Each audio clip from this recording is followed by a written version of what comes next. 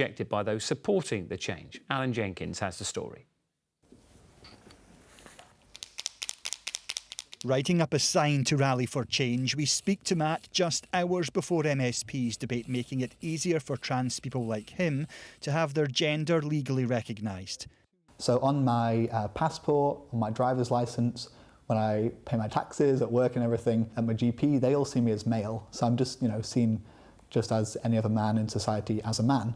But on my birth certificate, it says female, which means that if I ever pin down a date to marry my fiancée, or if I die, or if eventually I want to get hold of my pension, I'll be seen as female for those things. To change that, he needs to get what's called a gender recognition certificate, a process he and other campaigners outside Holyrood today say is complicated and intrusive. And they back government plans for reform, which would reduce the time someone must have been living in their chosen gender from the current 2 years to 3 months.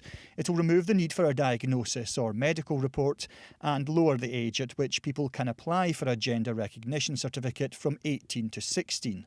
Although 4 parties here broadly support the bill, the Scottish Conservatives want to keep things as they are.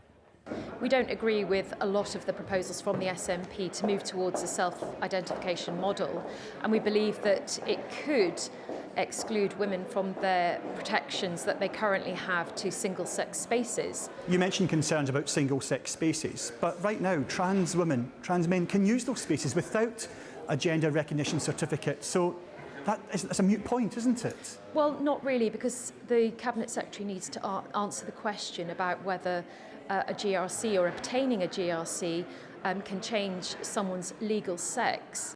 Supporters of the bill strongly reject this argument, which has also been made by author J.K. Rowling. She recently tweeted a picture of herself in a T-shirt claiming Scotland's First Minister was a destroyer of women's rights. Not so, said Nicola Sturgeon in an interview with me 2 weeks ago.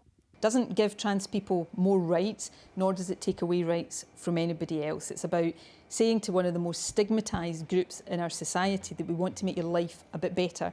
Those who disagree say they worry what allowing people to self-identify more easily will mean. But those spraying their support at Holyrood say it's about recognition for a small number of people, and that so much of the talk has turned toxic.